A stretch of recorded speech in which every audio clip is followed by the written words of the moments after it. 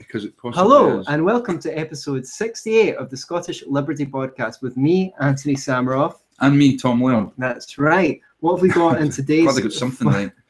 What have we got in today's fun-packed show? Today's fun-packed show, well, we're going to touch on the the Harvey Weinstein, Kevin Spacey, Rapey Maybe thing. better say cover rather than touch upon. Touch, unfortunate although choice. it's not a laughing matter. It's not a laughing matter. Unless you're Michael Gove, of course. Did you hear about Michael Gove? I didn't hear about Michael Gove. Enlighten me. Okay, for those of you who don't know, Michael Gove is a Conservative member of Parliament. He was also a cabinet minister, and he was on the Today programme, which is on Radio 4 in the UK. It's kind of like current affairs programme, flagship programme actually for Radio 4. But on this particular morning, they had a live audience, and it was the guests were Michael Gove and Neil Kinnock, former leader of the failed leadership. Failed leader of the Labour Party, now Lord Kinnock, of course, true to his socialist principles. So they were on the show, and they kind of reversed roles. The Today programme usually grills the politicians, but this was the politicians' chance to grill the Today presenters. And the Today presenter, John Humphreys, was speaking to Michael Gove, and Michael Gove says, well, John, being interviewed by you is a bit like being invited into Harvey Weinstein's bedroom. And the audience found it was very funny. John Humphreys laughed. Even Neil Kinnock, who's notoriously humorless, laughed. But I knew as soon as he said it, I went, he's going to get some shit for that. And he did. And like the craven, fool that he was, he actually apologized instead of just saying, look, I made a joke. I'm not making light of rape or sexual assault. I just made a joke, gag, and people laughed. I thought it was funny. You can't back down, because in these days, if you do, you're finished. You just need to go, look, I was just kidding. I don't support anything that Harvey Weinstein did. In fact, the fact that I even made a joke about it is because we all know how inappropriate what Weinstein did is. Therefore, we're all laughing in concert about how deplorable it is. We're not promoting it by laughing at it. And that's the truth. That's why we make light of these things, because the thing that is funny is the fact that we all know it's wrong. If we didn't know it was wrong, like if someone makes a racist joke, it's funny because you know it's wrong. Like if you're not laughing because of that, you're just a bunch of racists, right? So, and it's also not funny. It's shock value as well, I guess. Okay, well, while we're on this, we might as well just start off by talking about this subject then, and get it out of the way. The whole thing has snowballed. They're started off with the whole Harvey Weinstein thing, and let's just say offhand, the guy's not been convicted of anything yet, but it seems pretty clear from the weight of evidence that he's a bit of a dog, to say the least. Even if he didn't do anything illegal, it's still incredibly unscrupulous behavior. If it's true, and I'm sure there just seems to be an overwhelming amount of people who all have exactly the same story. So I think he's a horrible guy. I think it's probably quite commonplace. That whole casting couch thing goes right the way back. I mean, for God's sake, wasn't it somebody from Goldwyn Mayer, either Mayer or Sam Goldwyn, one of them exposed himself to Shirley Temple, for crying out loud, and she was about 9 years old or something, but less. So yeah, it's the whole Hollywood thing's pretty creepy anyway. And I think, okay, I'm going to say some slightly controversial. I think with a lot of okay, here's what gets me, especially with Weinstein. A lot of these people who now come out the woodwork and say that, well, we knew this all along, right? It was an open secret in Hollywood that Weinstein was a bit of a predator. And you go, really?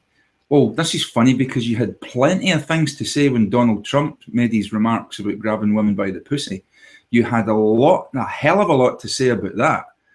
And yet, at the same time, you knew that this guy was up to no good, and you kept your mouth shut. What were you afraid of? You weren't going to go to jail. You weren't. I don't think he was going to kill you. I don't know if there's any allegations that he was that bad. I don't think you were going to get carted off to a concentration camp, all that would have happened was it would have damaged your stinking, lousy career. So your career was actually more important than virtue and warning and putting the heads up, saying, look, this guy's like that, so other people would have been saved from the consequences of that actions. But you decided to stay silent for your own lousy benefit. And that's what really pisses me off about the whole Weinstein thing. All these people, Gwyneth Paltrow, who else was it? Brad Pitt, Angelina Jolie, you know, the virtue signaling, self-righteous liberal left of Hollywood knew that this guy was up to this, and they said zip. And what would have happened realistically if someone like Brad Pitt had come out and said this? I mean, okay, supposing he stops being an A-list actor and only gets in B-list movies, wouldn't everyone go, well, that's kind of suspicious? Brad Pitt used to be a very well acclaimed actor, and now all of a sudden his career's taken a dive. I wonder why that might be. I don't really think they'd be risking that much unless there's a whole network of things going on, you know, which there may well be. I think it possibly does run deep. I mean, I know that Weinstein was quite close to the Clintons. I wouldn't. Do you know what? I wouldn't be surprised if Harvey Weinstein ended up fucking dead. Do you know? I wouldn't be surprised to read in the paper that he'd slipped in the bathtub or something like that, because I reckon this guy probably knows quite a lot of shit about a lot of people. So watch this space for that. Did you actually say that some of the people who've come out attacking him were the same people that called his praises out when they were accepting rewards? Gwyneth Paltrow did. I know Meryl Streep called him God. Don't say it.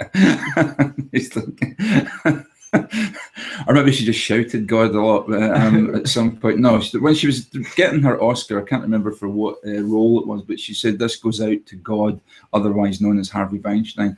Why would you say that if you actually know that the person's a creep? That's sad. Yeah. So that's the American side of things.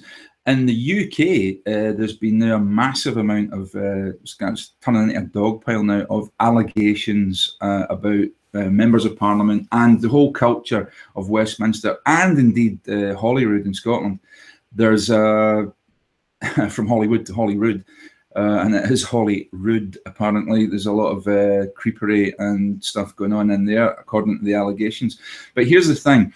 There are so many allegations now, it's actually hard to keep up. And the definition of abuse and harassment is so wide that it could be something as simple as saying to somebody, oh, you look rather sexy in that dress. Or, you know, if I was 10 years younger, well, I think somebody said something, if I was 10 years younger, I'd smash your doors in or something like that, which is rather crude. But I think, you know, if I was 10 years younger, you know, or something like that, I'd love to kiss you, marry you, whatever. Bukkake you, whatever. Fucking hell, man. I know, I just had to go there, didn't I? Somebody wanted to get that envelope out. I've jammed it so far in.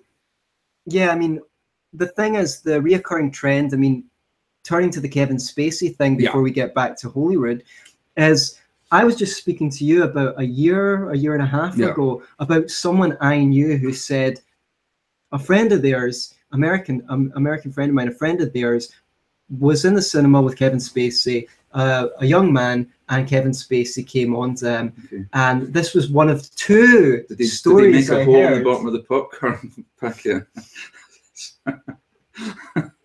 Okay. I know. As long as you get the shit for this, not me. I heard two distinct stories of Kevin Spacey going after young boys. Now, they weren't adolescents, but they were significantly younger than him. So I kind of two young boys. Stories. What? With the teenagers. So that means, yeah, maybe late teens, early 20s. Okay.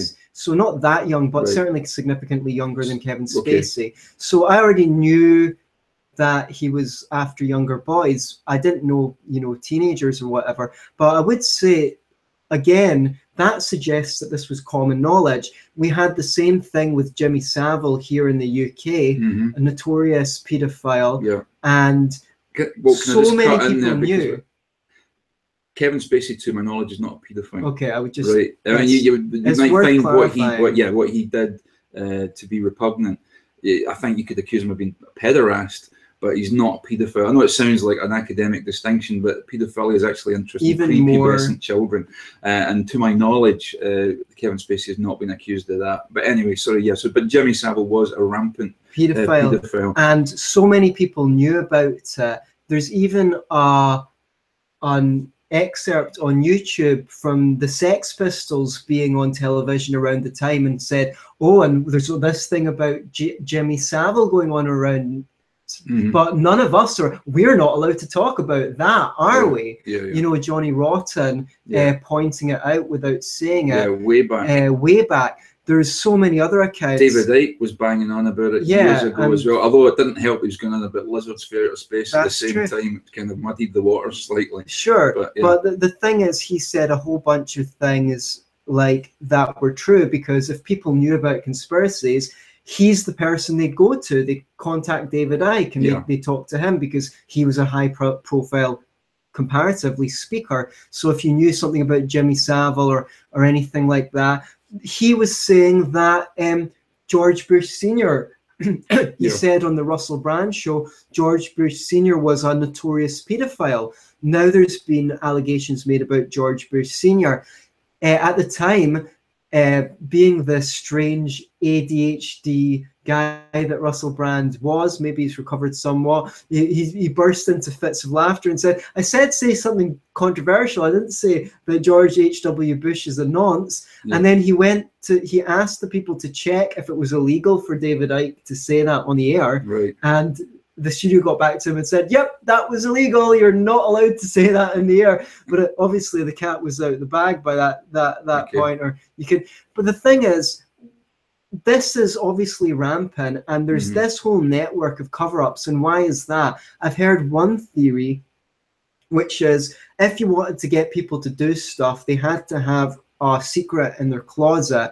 And in the old days, it was enough to get a gay person. And if they didn't play ball, you expose the fact they're gay. Well, we now don't judge people for being gay. So they had to ramp it up, and they had to start soliciting pedophiles and putting them in positions of power. And then they can say, well, you know, if you go out of line, we're going to expose you as a pedophile. And that is maybe why all this stuff about Savile only came out after he died, because Savile would have known about so many other pedophiles in power that he was untouchable, because if they exposed him, he'd expose everyone else. Now, the question is, well, that's one theory. Another theory, we always hear, oh, power corrupts. Absolute power corrupts, absolutely. But is it that power corrupts, or is it that corruption seeks power? I think it's probably the latter. I think corruption's in all of us, to a greater or lesser degree. But definitely, if you're in a position of unchallenged and unbridled and unaccountable power, which I guess somebody like Harvey Weinstein would be, and to a degree maybe Jimmy Savile was, then you know that corruption just gets completely out of control. But I mean, it's culminated basically. There's a guy called this is in the Metro. Fallon quits over sleaze. And this guy was the defence minister, Sir Michael Fallon. Now he's resigned, saying, this is his quote: "Soldiers would not be allowed to behave in the way he has in the past." Right? Okay. So which way did they behave? The minister was caught up in the sexual harassment scandal engulfing Westminster after it emerged he repeatedly put his hand on a journalist's knee during a party conference dinner in 2001. Now, is that it? Really? I can't. He resigned over that. And right, I'm talking as an ex-soldier here, right? And he's saying soldiers would not be allowed to behave in the way he has in the past. Putting your hand on somebody's knee. I could tell you some horrific stories about, you know, what goes on in barracks, and you know, soldiers can behave incredibly badly. Well, I mean, you're trained not to have the same level of empathy for yourself as others. You need to. Well, you end up dehumanizing, especially the enemy, but you end up dehumanizing people in particular. I mean, there was all sorts of things went on. While I was a member of the army, both against men and against women. So some of the stuff I mean, frankly, I can remember there was bukkake parties going on in the barracks. Hell. Yeah, seriously. On guys or on women? Or mostly on women, but I can remember one incident, at least, where a recruit in the parachute regiment was subjected to, frankly, a bukkake. Yeah, I know. Amongst other things. Now they didn't get away with that. That was exposed, and the people who did it were kicked out or whatever. I don't know if any of them actually done any time. But it's there's some horrible things goes on. So I mean, putting your hand on somebody's knee, and the person that put his hand on is a woman called Julia Hartley Brewer, who's sorry, say posh totty. Can I say that? Why not? I've already got myself in enough trouble. She is a broadcaster. She's now about 49, something like that. A good-looking woman. And apparently it was her that he put his hand upon her knee years ago. Now, even she has said herself, if this guy's resigned over that, then it's the stupidest resignation in history, really. Unless there's more to come and he's just bailing out now while he can. Right, I really don't know. But if it's merely over that instant, I don't think if he's good at his job, why would you possibly resign over that? I mean, politicians, I think in Britain we're scandalised by it. I think in Italy and France and places like that, it's like, that's pretty much par for the course with politicians. If you look back at politicians here in the UK, like Lloyd George, their sexual behaviour just would not be acceptable, by today's standards. But it didn't make him any less a statesman or any less good at his job. So I don't know. I don't know whether it's really as big a scandal as it's been made out to be in the press, or whether the definition of harassment is just so wide that it's, and like it's a dog pile. Everybody's like, oh, me too. That happened to me 20 years ago. A guy said an off-colour remark to me in Parliament. Right, so we need to have really more clear delineation so that people can look at the severity of things. But just a quick, it's becoming trial by Twitter. And there are all sorts of allegations now flying about on social media, and one of the allegations was against Rory Stewart, MP. He's a Conservative MP who I've got a lot of respect for, and it turns out that the allegations were complete nonsense, and even the woman that was implicated in it has backed the MP and said, look, this allegation is complete and utter nonsense. So it's getting to the stage where people can just make allegations left, right, and centre willy-nilly, and it's taken as gospel, and you can't really have that. It's concerning because it looks like there is some serious abuses going on, and one de-emphasizes the other. So maybe it's a tactic to just gain dismissal. And one of the interesting things is a lot of the time it ends up people who present themselves as squeaky clean or doing some good. Obviously, Jimmy Savile's a prime example because he did Jim Will Fix It, where he helped organize things for, what was it, for children who had a dream. He helped organize their dreams.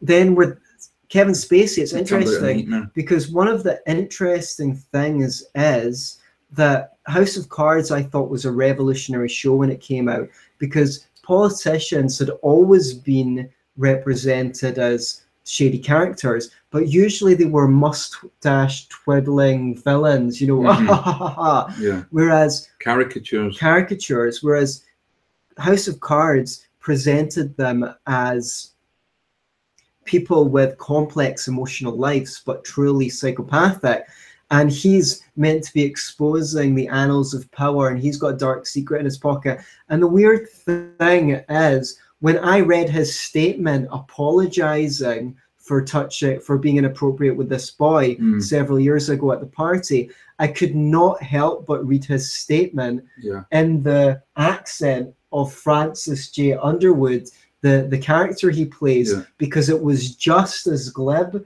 It was just the kind of thing that his character would say. So I read his statement in a Southern accent. Yeah, and I think he's also getting some flack, probably quite rightly, for using, I mean, for years, although people generally suspected that Kevin Spacey was a gay man, he always kept his sexuality under wraps. I mean, he never came out, he never said anything about it. It was, to him, it was personal, and he would not say yea or nay whether he was or not. And a lot of people are now giving him flack for when he made the statement about this guy, this young lad that he tried to take to bed. He used that as a moment to come out as a gay man, which, as a shield. Yeah, some people are accusing him of that. I think it's probably right. I think they're right to give him flack for that. Yes, and there was people complaining that he's tarring gays with the same brush. Although you'll have to fact check me on this, but I believe I once read that gays are actually one of the least likely demographics to be pedophiles. So, well, I think it's just that the overwhelming majority of people, that we know about, is they seem to be predominantly heterosexual, if you will. But it could be just the case that there's more likelihood of you being exposed when it's a heterosexual rape case. You know, maybe boys are less likely to report it or speak about it. I've got no idea, but certainly the statistics would suggest that most paedophiles, it's girls they go for. There's people saying largely on the alt-right that there's a movement to normalize pedophilia, and in the future pedophilia will be recognized as another sexuality. It wouldn't surprise me. I'm skeptical about it. Why? I just cannot see the vast majority of people saying, oh yes, that's okay. Like, you know, oh, some men just love small boys. Let me fly this one, right, and see if you put this one up the flagpole and see if you select it. In some countries, you can make a decision about your gender at the age of as young as 7 years old. You can make a decision to have gender realignment surgery. Now, if you are judged to be capable to make a decision, a life-changing decision like that, why would you not? And I'm not advocating this. I stress this. I'm not advocating it. But if it could be felt that you can make that kind of decision at that age, why wouldn't you be allowed to make a decision? Well, you're asking the wrong person, because I would say a 7-year-old is not qualified. I would say they're not qualified to make that decision until they're adult. And how old's an adult? I'm willing to take. Well, I mean, in this society, 18, definitely no younger than 16. I would say maybe even 21. We've decided that at 16 in this country, you're old enough to decide the destiny of a nation at the ballot box. You can make that decision. You can even get married. You can get married and have kids at 16, but you can't watch somebody else having sex until you're 18. And you cannot have a drink of alcohol at your own wedding at 16 in Scotland. Is that true? Are you not allowed to drink at private events? You're not allowed to drink. They can't serve you. I mean, we can go off on all sorts of tangents about this. I mean, I think one of the silliest ways we've engineered our society is so that people move out of their parents' house, go to university, and are first allowed to drink legally all at the same time. That sounds like a pretty stupid thing. You don't need to go from 0 to infinity. But I mean, but as libertarians, I mean, at what point should the government decide that you're not allowed to have a drink? Well, this is the question. We have a state society, and a line needs to be drawn. Hopefully, in Ancapistan, different things would be tried out, and the best solutions would be found through the trial and error. So, shall we move on to our next topic? Let's. So, the Scottish government has announced a smacking ban. Has it gone through, or is it still to be voted upon? I think it's pretty much gone through. So I'm sure somebody can let us know about that. But let's just talk about it as a proposal. Yeah. I'm in two minds about this.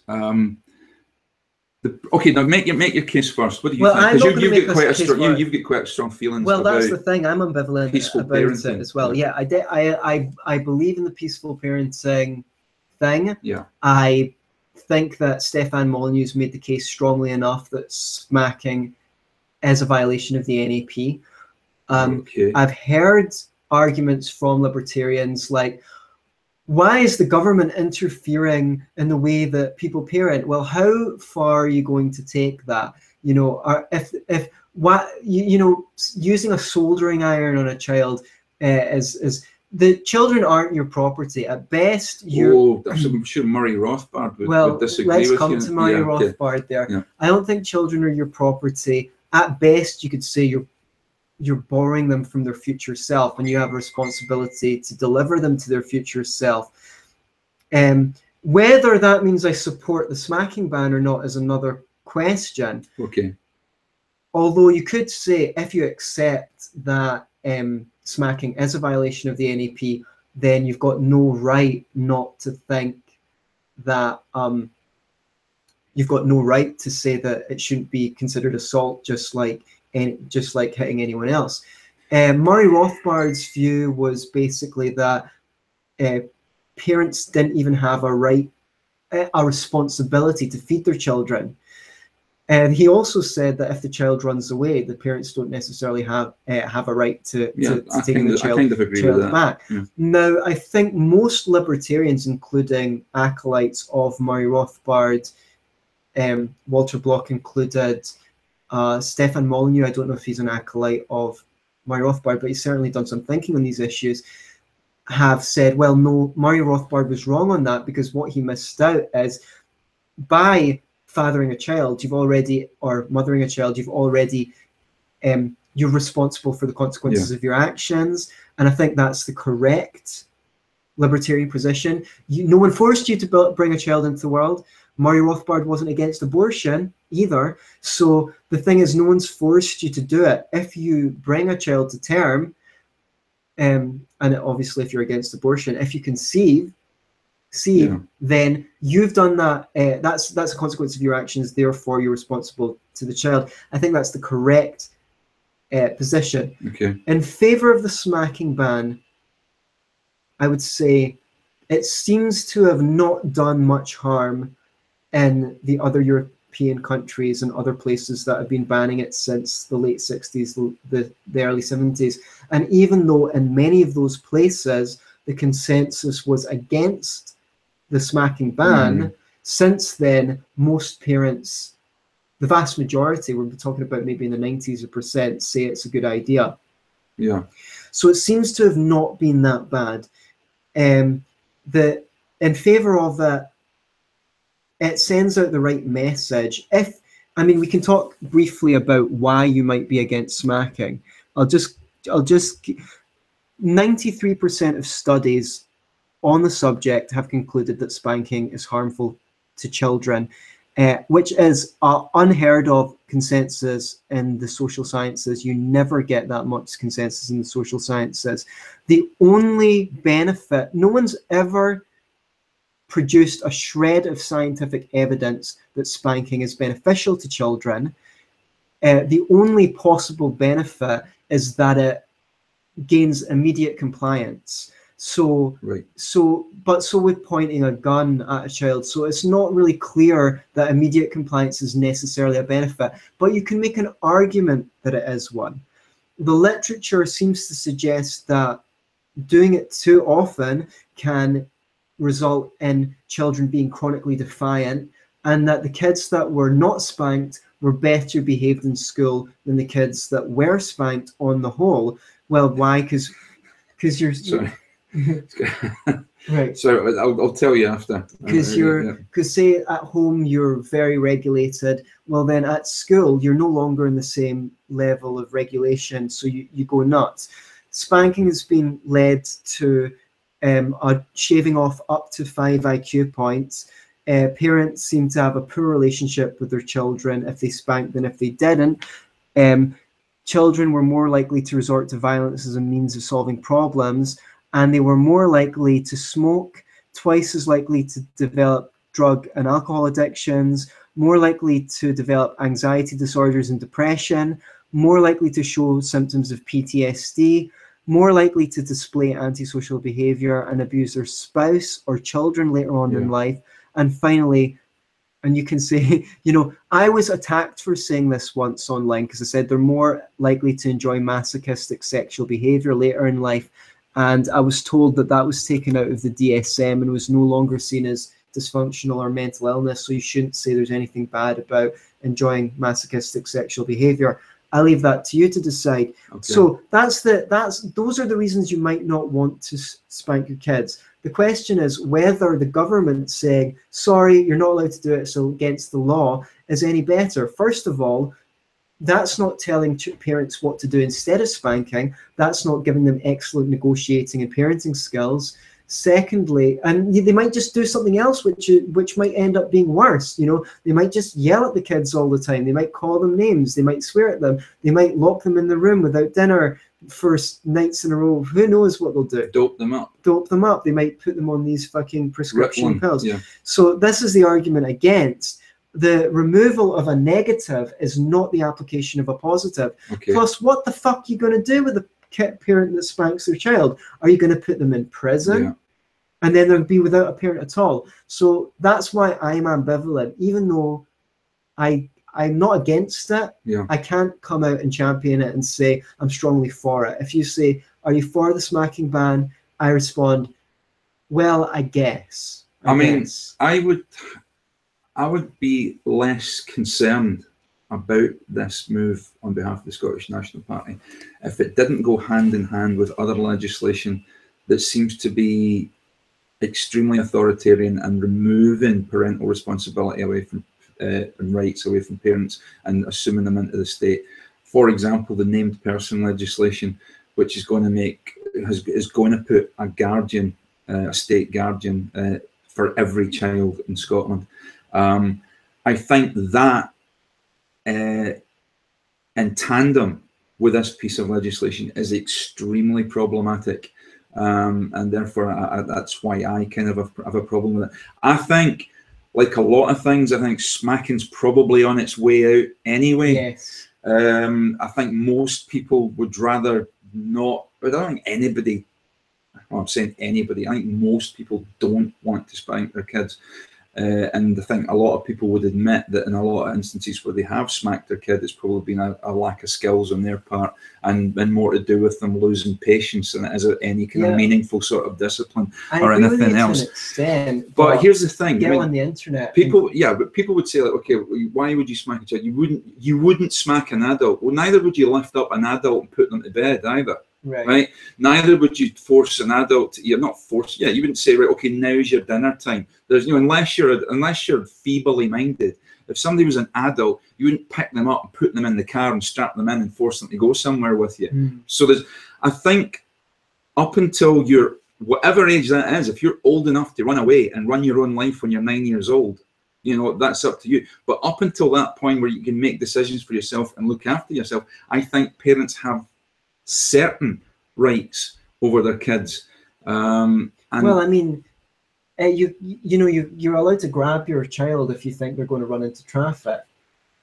Well, yeah. I guess you're allowed to grab an adult if you think they're going to run into traffic. I suppose. Yeah. The thing is, obviously, but there's a lot of things you do with children that you would not do with an adult. With an adult, that's certainly true. But I think the problem here is, well,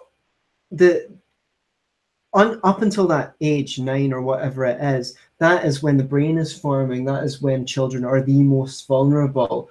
In many ways, the personality adapts to the environment in those years. And I think, but this is why I think, stopping spanking is not enough. I've read a couple of really great books on dealing with kids. And when I was a classroom assistant, I tried out the techniques. So I know from firsthand experience that they work really well. Yeah. A great one is How to Talk So Kids Will Listen and Listen So Kids Will Talk. Another one is Parent Effectiveness Training. Those are for more grown-up kids, though, than 9-year-olds. I think this is the fear is here, right? I don't think it's under dispute that spanking is harmful. As many people who watch this know, I'm a therapist, and I've looked into the neuroscience as well. I understand how trauma works, right? Trauma tends to happen in a circumstance where you experience a real or perceived threat to your life. and you experience that in a state of helplessness. Yeah. If you're not in a state of helplessness, you go into fight, flight, or freeze. If you are in a state of helplessness, you can experience a trauma. Now, I would add that real or perceived is very, very important, because you don't actually have to have a threat to your life to experience a trauma. It only needs to be perceived. Now, for a small child, grabbing them and holding them down and hitting them can be perceived by the neurology as a threat to their life, and they also experience it in a state of helplessness. So I think it's the exact circumstances where a trauma can be experienced. Yeah. That's not to say that it always will be, and certainly not to say that parents who do this, that's what they want to achieve. Yeah. Certainly not. But I fear that, and I think if you want the government to do something, we are in the unfortunate position of having a public broadcasting company. They can broadcast this information, get the experts on, and also put shows on demonstrating the alternative means that have been proven. They can go to the science, they can go to these experts that come into people's house and teach. You know, they can put shows on it. Again, Super Nanny's more in the kind of authoritarian step type thing. Yeah, it's a step in the right direction, but it's not all the way in the right direction. But the people need to know what they ought to do, not just what they ought not to do. Sure. And this is in the communication literature. So do you advocate? Are you saying that any kind of punishment is not helpful? I would say it depends how you define a punishment, and it depends on the circumstances. This could be a whole nother conversation that we can have. But I think the problem with punishment is it focuses children on the negative consequences of their actions to them. So it doesn't, like, supposing your son kicks your daughter and you say, go to your room, or you punish them, however you want, spank them, take away their toys. Do you think he's in there thinking, oh, you know, I really did wrong. I hurt my sister. Or is he thinking, I hate my sister. Next time I'm not going to get caught. Yeah, and when they're not looking, I'm really going to show her for telling on me. So the thing is, punishment has the ability to make people mad and focus their attention on other people, rather than instilling in them a sense of values. Then why punish parents for smacking their children then? Well, you know, that's a great question, and this is the thing. This is the question. What do you want as a result? You know, we've had conversations before about how we think prisons should be, and whether they should rehabilitate criminals or whether they should be for the specific purpose of making people suffer. I define punishment as any action which is selected deliberately to make another person suffer in order to get them to change their behavior. With the goal of that, it doesn't mean you're going to succeed. So, for example, let's take the example that I've used before. If you've got a student in the school play and they don't learn their lines, and you take their part away from them and give it to another child after they've been warned, I do not consider that to be a punishment. That is a consequence, because you said, well, if you don't learn your part, the play can't go on, so we're going to have to give it to someone else. So that is a consequence of their actions. But if you give them a week of detentions as well, that would be a punishment. But that'd still be a consequence of their actions. If you say, right, if you screw this play up, or, well, not a play, but let's take another instance. You say, if you behave in this manner, you will get, I don't know, the cane, right? Okay. So if you then do that, knowing that the cane is the punishment, then that's a consequence of your actions as well. I don't think it's this. I don't think it's the same thing, and it is a fine line here. So that kind of needs to be. Okay. Yeah, but we're kind of drifting into another territory. Well, if people watching want to pick us up, then we'll do some prep for it. I mean, the only thing I would say is I'm much more open to this. I mean, probably when I first met you, I was kind of a bit more old school. I still wasn't keen on, but I probably would have been. I'd be probably somebody who would say, "Well, it didn't do me any harm," right? But the more important question is, did it do you any good? Did it do you any good? And I think I've heard a lot of people, for example, religious people, I've heard a lot of Christians, for example, take this phrase from the Bible, Right. you know, spare the rod and spoil the child. Okay, the rod is the shepherd's rod. The rod is a symbol, biblically speaking, scripturally speaking. The rod is always a symbol of authority. Okay, sorry, the law, symbol of the law. The scepter was a symbol of, you know, the rod and the scepter. The scepter was a symbol of authority, and the rod was a symbol of the law. So what it's saying is, you know, spare the law and suppose. In other words, if you don't give your child guidance and rules and boundaries, you'll spoil the child. It does not mean that you should hit your kids. That is not what the scripture is saying there. But at the same time, I'm not in favor of criminalizing parents for meting out what I would consider to be reasonable. A smack on the backside, I don't think is but I'm open, and I think if you can bring up your children without hitting them, it's probably a good idea. And but I just think it was. And here's another thing, you know, as a man, I think it's true that people surveyed, most women who smack their children say that they are far more likely to smack their boy children than they are to smack their girl children. I know when I was at school, we had corporal punishment. Corporal punishment was in fact boy punishment 99.9% of the time. And then people say, oh, that's probably because boys act up a lot more. Well, you know, maybe there was a lot to act up about, you know. There's actually some truth to that, because boys are more, I can't remember the word, but boys are more likely to act out, whereas women are more likely, girls are more likely to act in. Are you suggesting that there's gender differences beyond genitalia and social programming? There are proven gender differences. Wow. Women are far more likely to develop things like eating disorders and things like that because they act in, whereas men are more likely to end up with sex addiction and other kinds of addictions because they act out.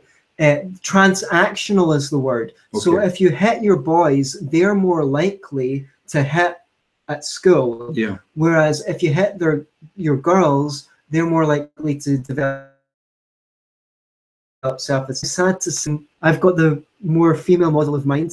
I act in, I do not act out. Unfortunately, you don't have the body of a female.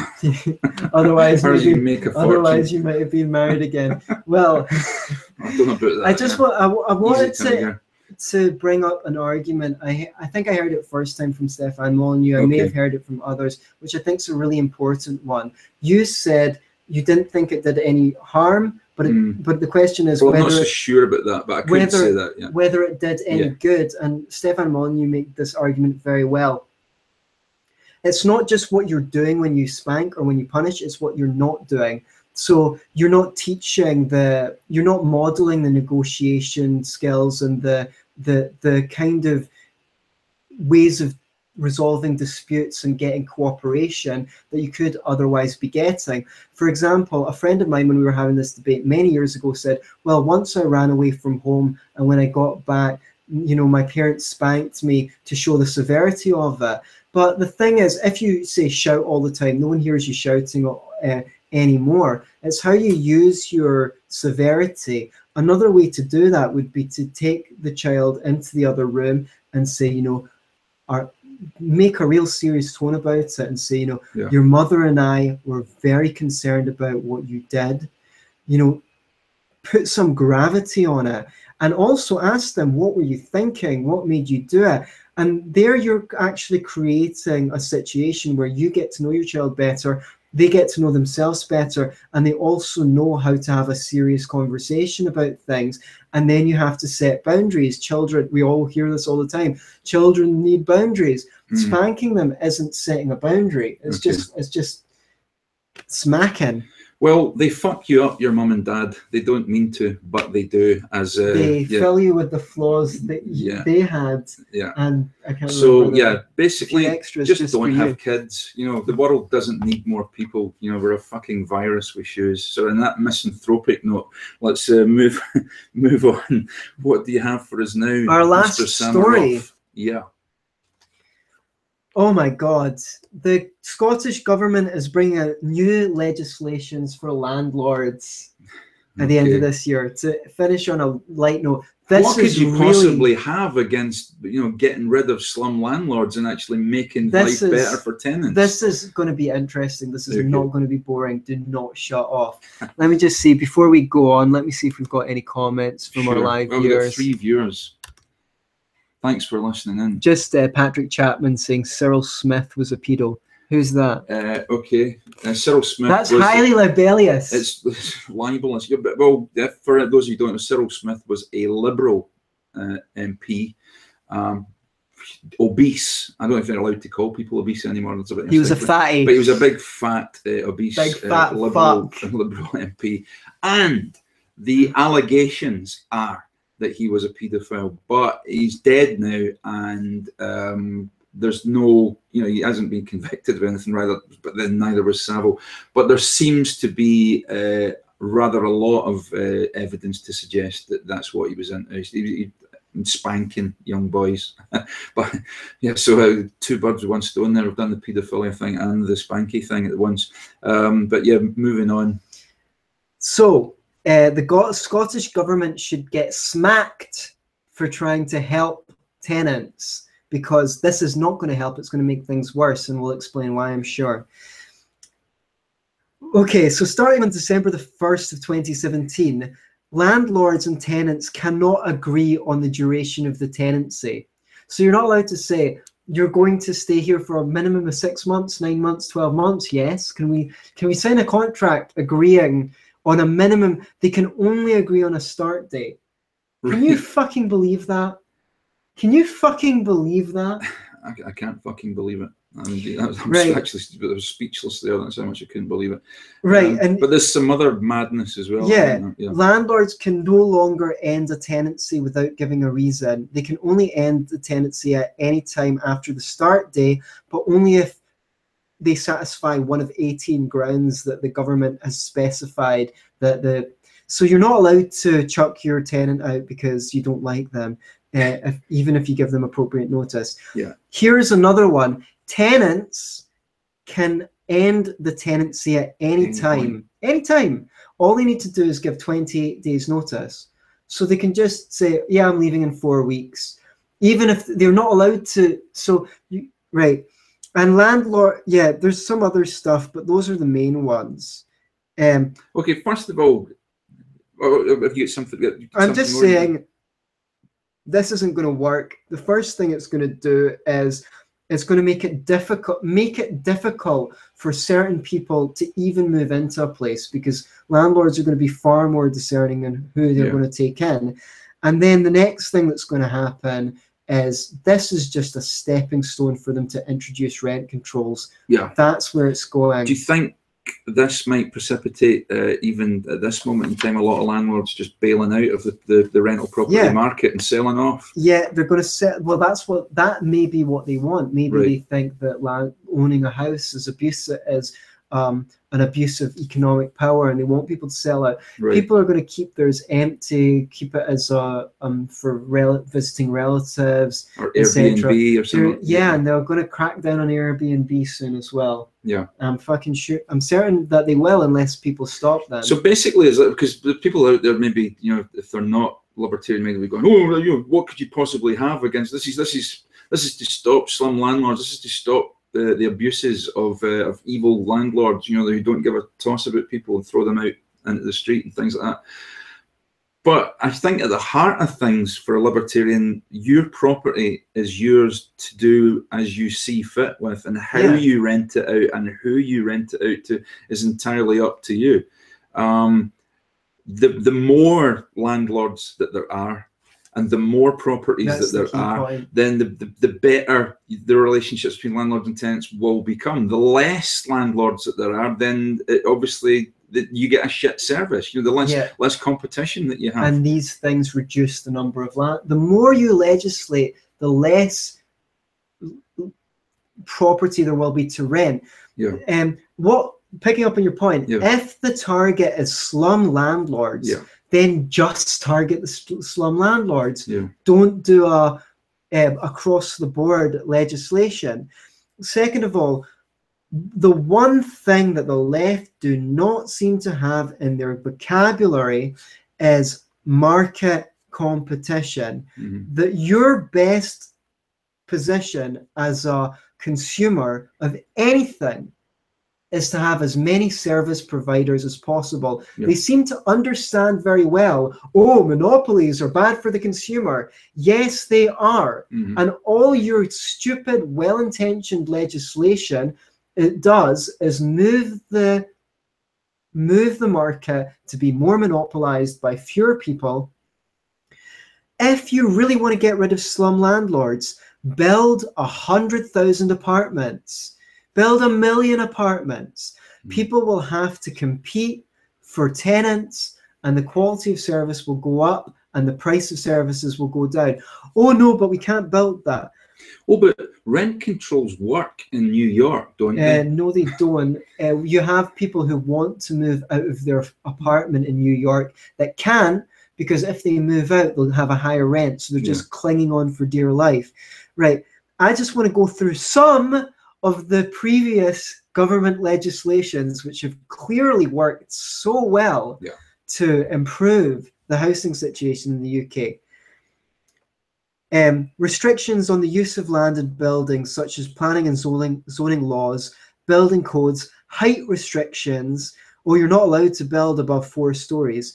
Green belt policies restrict the supply of housing. The government decides how many people are allowed legally to stay in a flat. So, for example, if you've got your student buddies, you can't say, hey, I'll just move my mattress into your room and you in the other room. We'll split the rent 4 ways. It'll be cheap as crap. We won't need to go into debt. No, you're not allowed to do that. Suppose, why? You're out at uni for 40 hours a week. You're at your part-time job. You're at your part-time job. Another 60. I'm just sleeping at my flat. I don't really need it to be in very good condition. I've got a part-time job. I spend a lot of time in the library. Whatever. Keep your costs down. You're not allowed to do that, and that would obviously improve the quality of landlords because more people were in fewer spaces. There'd be more flats available, etc., etc., etc. Help to buy schemes were meant to help people on low incomes buy their houses. But we all know the law of supply and demand. If you give those people money, the seller just goes, well, I know, I'll jack up the price that any subsidy is going to jack up prices. So low interest rates, the interest rates have been unprecedentedly low since like what, the 60s, 70s. Okay, what does that people do? Well, I'm not going to save my money in the bank because I don't get much interest of that. Oh, look, a loan on a mortgage is really, really cheap. I know I'm going to buy lots of house. I'm going to put my money in housing. That jacks up the price of houses, which jacks up the price of rent. Tax privileges for mortgages on homes, same thing. Other policies drive demand through the roof. And then you've got all this stuff like landlord registration, stamp duty in England, which means you have to pay certain taxes to buy or sell a house. HMO licenses in the UK, which say you need to have this kind of fire door, you need to have the fittings this way, that. They increase the price for landlords. Who ends up paying? Obviously it's the tenant that pays for this stuff. So all of these things push the price of rent upwards. This is a serious fucking issue, okay? Yeah, but if you rent control, you won't get the price of the rent going up. That's the whole point of rent control. Stop the price of the rent going up. Right, so I think this is something that people who are on the left who say they care so much about the poor need to become aware of. Because according to the stats I got, between 1971 and 2011, house prices grew by 4,255% in the UK. Over 50% of young people in the UK believe they'll never own a place to live. Houses aren't expensive to build. A 2-bedroom timber frame house costs £25,000. If you really want to help the poor, you really, really want to help the poor, build a fuck ton of apartments, get the price of housing and the price of rent through the floor. Not only will it be cheap as anything to look after poor people, but all you people who aren't poor will have so much more money in your pocket that you can donate to causes. You can buy lots of stuff, which will mean that there's lots of jobs for the poor people. Why don't these people who say they love the poor, why aren't they talking about how the government is responsible for the high cost of housing and rent? And by the way, the reason why the government is non-partisan in this issue is because at any one time, 9 times as many people own a house as are looking for a house. So they don't want to piss off the people who already own houses by allowing their house prices to drop. So whenever there's like a house pricing crash or anything like that, they print money and they fiddle with the economy. Make it stop! Sorry. Okay, make it stop. The problem is, while I'm chuntering, you can probably see if we'll get any more comments up there. Okay. Problem is, elephant in the room is basically, politicians won't admit this, but they want the whole economy is based on overinflated property prices. So if you let property prices drop, you'd love to see property prices drop. I'd love to see property prices drop. However, there's a hell of a lot of people out there who don't want to see property prices drop because that's their investment. They can't wait to tell other people at dinner parties, how much their property's worth these days. Frankly, if I had my way, your property, whatever it is, would be worth about $4 bob. Yeah, because then I could buy a house, and I'd be able to buy a house as well. I'm not young; I'm 50, and I really don't have any. It's not on the horizon. There doesn't seem to be any way for me to own a home. So I really think that it's not being honest about its intentions. It arm waves. It deals in platitudes. It talks about what they're trying to do is manage it so that they just build enough houses that just to satisfy a little bit of the demand, but they don't want to build that many houses that the price of property starts going down, because that means that basically property prices dropping did for the last Labour government, and it probably done for John Major's government as well. So that is the unwritten law. Thou shalt not let property prices drop. And as long as that's the case, I'm afraid we're in a hiding to nothing in terms of getting poor people. Yeah, and no one's bloody talking about it. Not quantitatively. When I found out about this, I wrote an article for the Scottish Libertarians website called "The Hope of Affordable Housing." Check it out. It's a really good article. The Cobden Centre took it on, so did the Backbencher. So it's in 3 places now. That's at www.scottishlibertarians.com. The Hope of Affordable Housing, and and I think this is the issue. This should be the only issue that people who say they care about the poor are talking about. Because if you could get the price of an apartment to £30,000, that's affordable for working class people. So here's the crux of the issue is, if you ask me, it's no coincidence that the government says you're not allowed to have 4 people to a 2-bedroom flat. It's got nothing to do with trying to protect them from slum landlords. It's got everything to do with keeping housing prices up. And, fundamentally it comes down to the issue of why the hell have central governments given banks the right to set interest rates? What the hell? The whole point of the interest rate is that when lots of people are saving, interest rates go down. When lots of people are borrowing, interest rates go up, and the market reaches an equilibrium. Interest is meant to be the price of borrowing money. Then it's only when we have a market and borrowing money we know what the best thing to do with that borrowed money is. The bank manager sees a bunch of entrepreneurs and says, yeah, your idea is pretty good, I'll lend you money. Nah, that idea is never going to fly. Get your money from someone else. Oh, you want to buy a house? How reliable are you? Well, looks like you'll be fine. I'll give you the loan. Who is worthy of borrowing money and who is not? And what really annoyed me after the crash of 2008, people were going, this is so unfair. The banks aren't lending money to small businesses. Yeah. You were just complaining that they lent out money to people who weren't worthy of paying it back.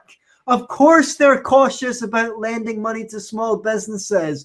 You idiots! I'm going into meltdown here. Get the government out of banking. Get them out of everything, to be quite honest with you. The more things government could be out of, the better. So on that angry note, for God's sake, for the love of God, be libertarians. Yeah, don't be a lefty. Or a righty.